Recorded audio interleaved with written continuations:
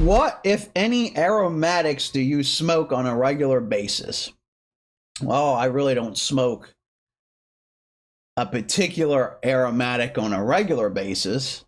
I did cover um, my rotation in a video in the past, pipe tobacco rotation. Look that up if you want more detail on how I do it. Basically, the spring and summer months, my morning pipe is dedicated to some type of aromatic. I'll go through 2 ounces here, 2 ounces there, completely random. I'll go from McBaron to Cornell and Deal to some Lakeland. I'll do some Lakeland in the spring, March, April.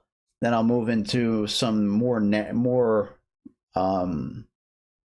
typical aromatics, cherry, vanilla, stuff like that. In the fall, I do have, if I have anything going on in the fall, I'll do smoke like autumn evening or like some type of Applejack flavor. Cornell and Deal has a couple blends that have Applejack in it, so I'll tend to smoke that. But I do not have a go-to aromatic whatsoever.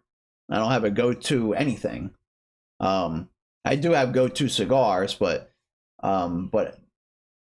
aromatics, I'm all over the place. I do smoke them. I do smoke Englishes, and I do smoke I pretty much smoke most of everything that's out there from certain companies. I don't like anything from Sutliff or Lane. I don't like the goopy stuff. I don't like their casing. It irritates my mouth. So no, I'm not smoking Molto Dolce. I'm not smoking Maple Street. I'm not doing that. I like the more natural approach, stuff from England and Europe, that type of stuff, and Cornell and Deal stuff. They're more natural. They're based of a small batch. They don't spray on chemicals and stuff. They make their little juice. They use alcohol-based aromatics, and the alcohol helps cling to the tobacco, and then the alcohol itself actually, evaporates off. So, what is the best drink with pipe? What about alcohol? Well, that you're gonna have to see what you like. Englishes tend to go good with like coffee or tea or stuff like that, something hot and dark. I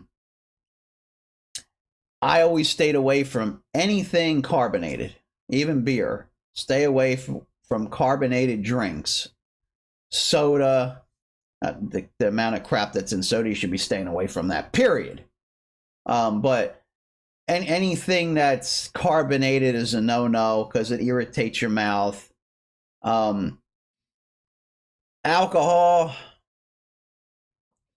yeah, bourbon. I've had pipes with bourbon. To be honest with you, you want the best smoking experience with pipes, you drink water because it's neutral with your palate. Pipe tobacco that will dry your mouth out to a certain extent. So water will, and if you drink an alcohol, it will just add to that. But something neutral. Tea, coffee, water, something neutral. If you're looking for a good smoking experience, to taste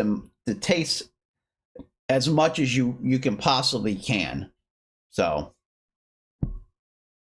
why is it better to have a drier tobacco and a briar pipe? Fortunately, I did cover this also. I go into pretty depth into how to get the best smoke in a briar pipe video.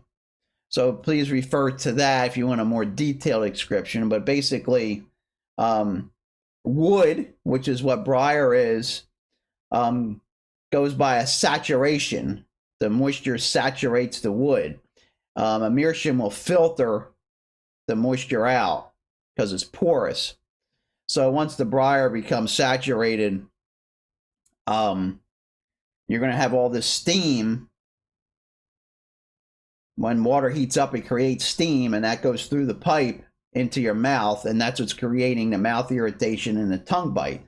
So if you have real dry tobacco starting out, there's a less of a chance of that pipe becoming saturated with moisture. And the less moisture you have with the tobacco to begin with, the less steam you're going to have and the less tongue bite you're going to have. That's why. But I do go into, please check that other video. I go into a very detailed description about it. And that was kind of an overview of it.